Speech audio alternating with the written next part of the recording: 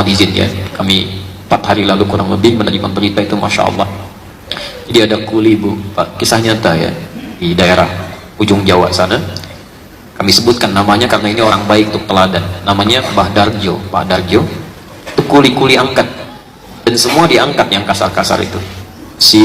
Ya, ras, batu, disuruh orang angkat. Dan kadang-kala tidak sedikit yang mencela ketika mengangkat itu, direndahkan posisinya. Saya dengan cepat qadar Allah meninggal dunia sesuai ajalnya. Wafat dimakamkan samping orang saleh. 9 tahun kemudian, ini kisah nyata, cucunya meninggal. Cucunya. Ayahnya menginginkan dimakamkan di samping kakeknya, Mbah Darjo tadi. Begitu akan dimakamkan, spesiesnya nggak terlalu longgar, jadi harus dibongkar sedikit dari makam kakeknya itu.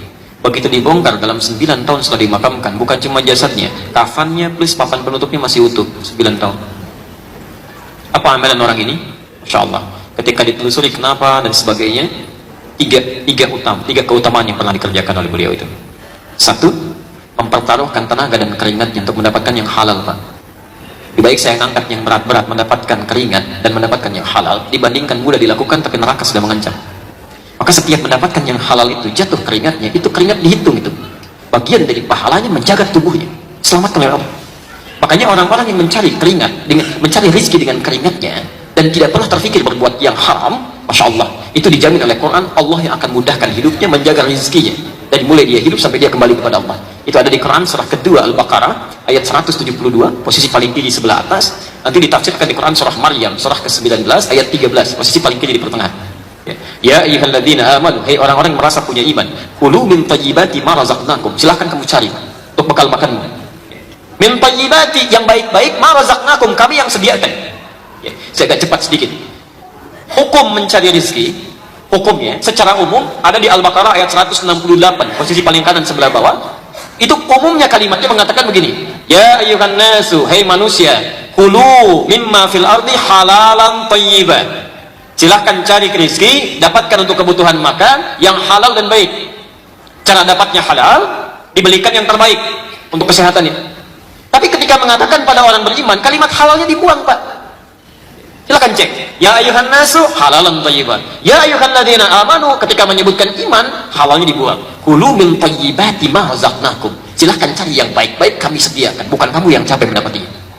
Kenapa kalimat halalnya dibuang di ayat ini? Kata para ulama, karena orang-orang beriman itu dengan iman ada dalam jiwanya akan otomatis membimbing mencari yang halal.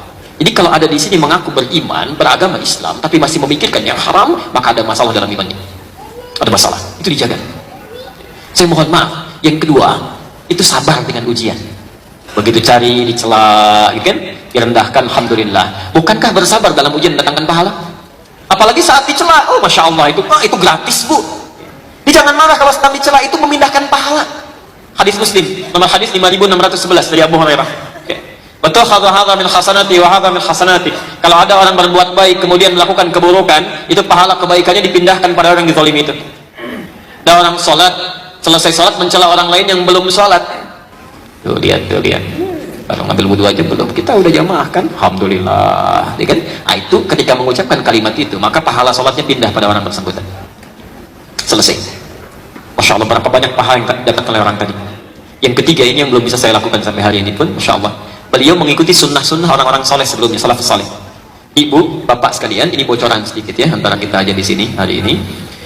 Ada kebiasaan amalan dari sahabat Nabi sampai generasi setelahnya. Kalau sebelum tidur, itu suka punya amalan-amalan khusus dari petunjuk Nabi. Ada yang baca Quran dulu sampai lelah baru tidur. Ada. Kalau ibu bapak, misal ya, nanti dalam waktu senggang baca kitab Imam An-Nawawi, kitab At-Tibyan, terbitan Darun Nafais, itu yang warna kuning, ada 187 halaman, posisi di halaman ke-46, paragraf yang kedua, baris yang ketiga sampai baris kelima. Itu dikisahkan oleh beliau, ada seorang salaf yang kalau mau tidur, itu baca Quran dulu, Pak. Ya, biasanya baca Al-Baqarah. Satu waktu tertidur, Al-Baqarahnya belum kebaca. Itu tiba-tiba tengah malam, bangun, terkejut dia mimpi, temannya sampai kaget. Masa bakatnya, kamu kenapa? Kata orang ini, wallahi laqad natahatil Baqarah, saya mimpi tadi saya diseruduk Al-Baqarah. Saking seringnya baca ayat itu sehingga menjadi bagian dari hidupnya. Ada yang sebelum tidur itu suka memohon kepada Allah membebaskan dari sifat iri hati, lalu maafkan kesalahan orang. Ada. Itu di Musannaf Abdur Razak, nomor hadis 20.559, ya, jilid ke-11 halaman 187 dari Anas bin Malik. Itu disebutkan oleh Nabi besoknya sebagai ahli surga. Ketika kata Anas, bainama nahnu julusun inda Rasulillah, ketika kami sedang duduk-duduk bersama Rasulullah di Masjid An-Nabawi, fa idza yaqul, tiba-tiba berkata, sayatlu alaikumul ana min hadzal fajji rajulun min ahlil jannah. Sekarang akan nampak pada kalian di pintu yang ini seorang lelaki calon penghuni surga.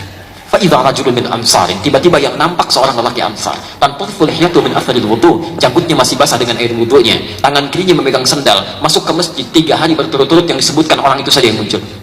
Diikuti fatabi'ahu Abdullah bin Amr bin As, diikuti oleh Abdullah bin Amr bin As ke rumahnya, ya, fabata fihi 3 ayamin, maka menginap di rumahnya 3 hari. Malam pertama ternyata tidak tahajud, artinya tidak rutin. Malam kedua, masya Allah, bacaan Qurannya tidak seindah Abdullah bin Mas'ud. Abdullah bin Mas'ud itu kalau baca Quran lupa, itu malaikat turun. Pernah satu kali beliau baca Quran, tiba-tiba angin bertiup kencang, pohon-pohon sudah mulai bergoyang-goyang. Berhenti, itu berhenti, baca lagi, nyambung lagi. Saking kagetnya, diam, diadukan pada Nabi. Ketika Rasulullah SAW menerima berita itu, kata beliau, tahukah anda at-tadri, tahukah anda, ketika anda sedang bacakan, malaikat berebut turun mendengarkan bacaanmu. Kalau diteruskan bacaanmu akan hancur tempat-tempat di sekitarmu itu. Insya Allah, saking indahnya. Makanya Abdullah bin Mas'ud di muka bumi diciptakan cuma satu. Coba kalau semuanya seperti Abdullah bin Mas'ud, masya Allah, habis ini pasar raya, itu belum dibacakan ya. Makanya ketika bapak ibu baca Quran, termasuk saya, malaikat gak pada turun, cuma dicatat pahalanya gitu ya, cuma dicatat. Baik, hari ketiga ternyata tidak puasa sunnah, gak terlalu rutin, sehingga bingung, ini orang apa amalannya? Allahu Akbar.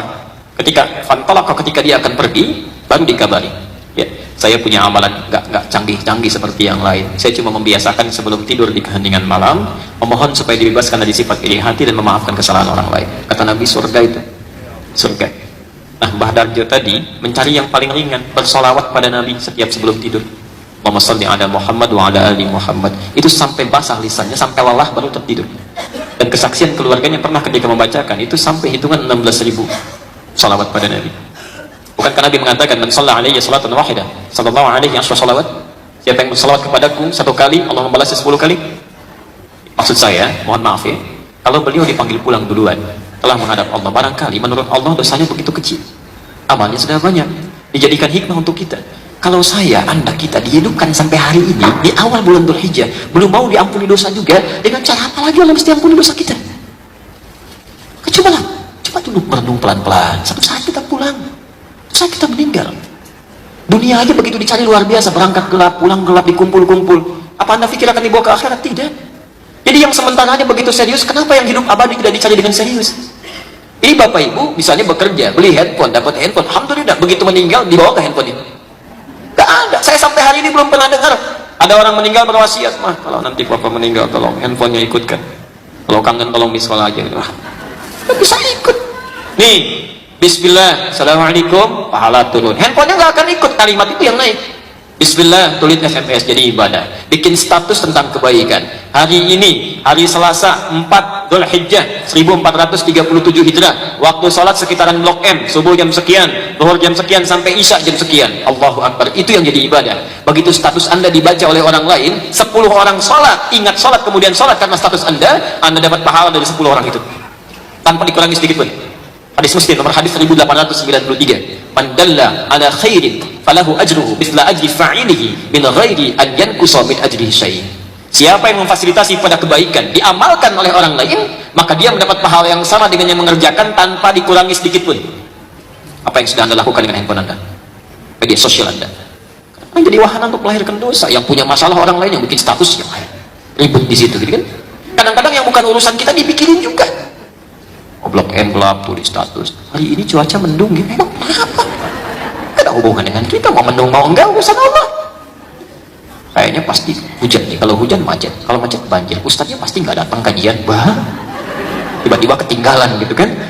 Nah, jadi yuk, sekarang sudah hari keempat ya.